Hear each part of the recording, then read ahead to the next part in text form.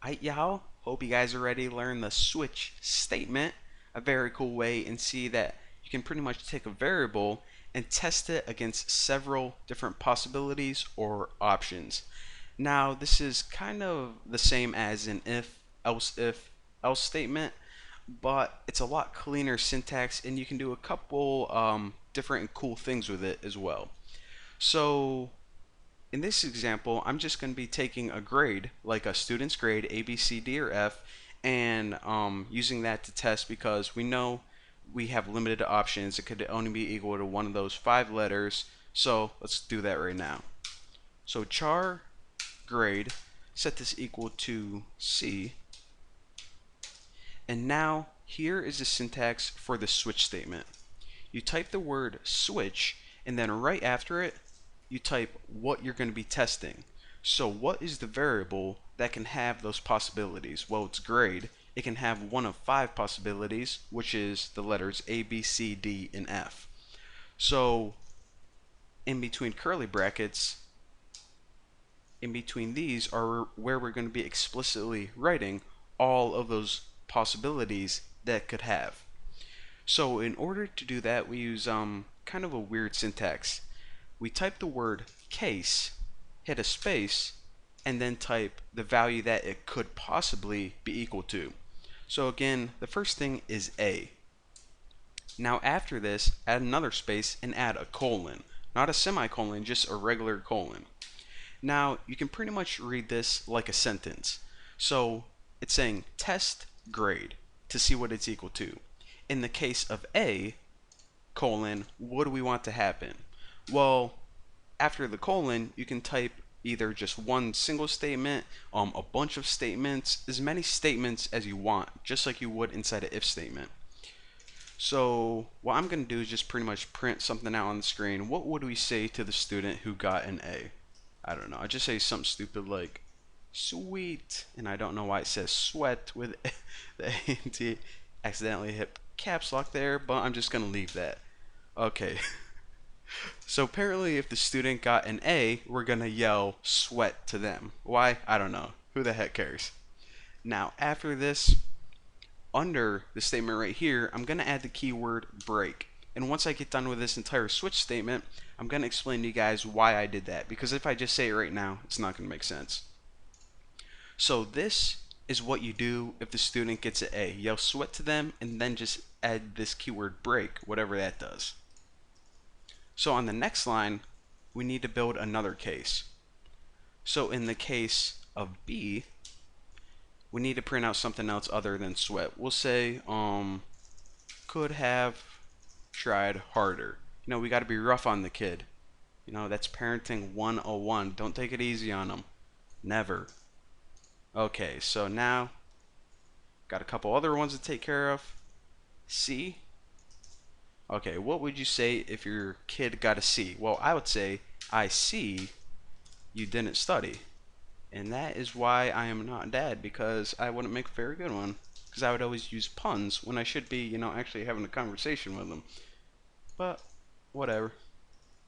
Alright, now what would you say if they got a D? Well, I would tell my kid is, that's embarrassing. Is that how you spell embarrassing? I hope so. If not, well, that is embarrassing. How ironic is that?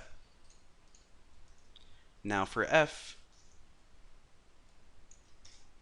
what would you say in the case of a F? I would be, actually, let's do this. Let's say in the case of F, we just tell them that that's embarrassing. And if they get a D, just tell them that you love the D. That, again, thank God I'm not a father right now. Now, what this switch statement says right now is this. Test this character right here. If it's an A, do this stuff. If it's a B, do this stuff. So we can pretty much see the syntax of it right now. However, when all your cases are done, we're going to add one last case, and that's default.